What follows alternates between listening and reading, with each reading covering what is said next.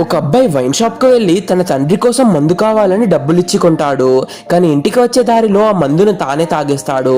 మత్తులో ఇంటికి వెళ్ళిన అతను ఒక కర్ర తీసుకొని తన తల్లిని విచక్షణారహితంగా కొట్టి, నువ్వు ఇకపై ఈ ఇంట్లో ఉండకూడదు, బయటికి వెళ్ళిపో అని గెంటేస్తాడు.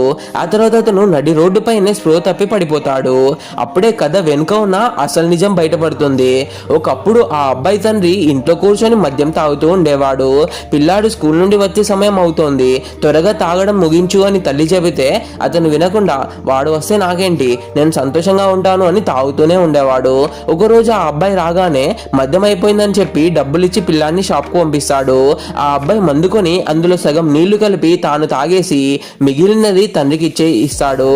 ఆ సమయంలోనే పక్కింటి ముసలావిడ మరియు ఊరిలోని కొందరు అబ్బాయిలు, ఈ అబ్బాయితో ఇంట్లో ఉన్నది మీ నాన్న కాదురా, అతనెవరో వేరే మేస్త్రి అని చెప్తారు. దీంతో టెన్షన్ పడిన ఆ అబ్బాయి తల్లిని నిలదీస్తాడు. కానీ తల్లి మాత్రం అదంతా అబద్ధం, అతను మీ నానే అని బెదిరించి పంపిస్తుంది.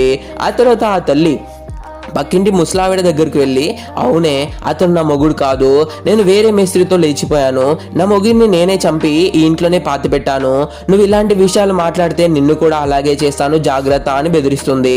కానీ ఆ ముసలావిడ ఊరుకోకుండా ఈ నిజాన్ని ఆ చిన్న అబ్బాయికి చెప్పేస్తుంది. చేసిన పాపం ఎప్పటికైనా బయటపడక తప్పదు, మరియు చెడు సాహసాల జీవితాలను నాశనం చేసేస్తాయి. ఈ తల్లి ప్రవర్తనపై మీ అభిప్రాయం ఏంటో కామెంట్ సెక్షన్లో తెలియజేయండి.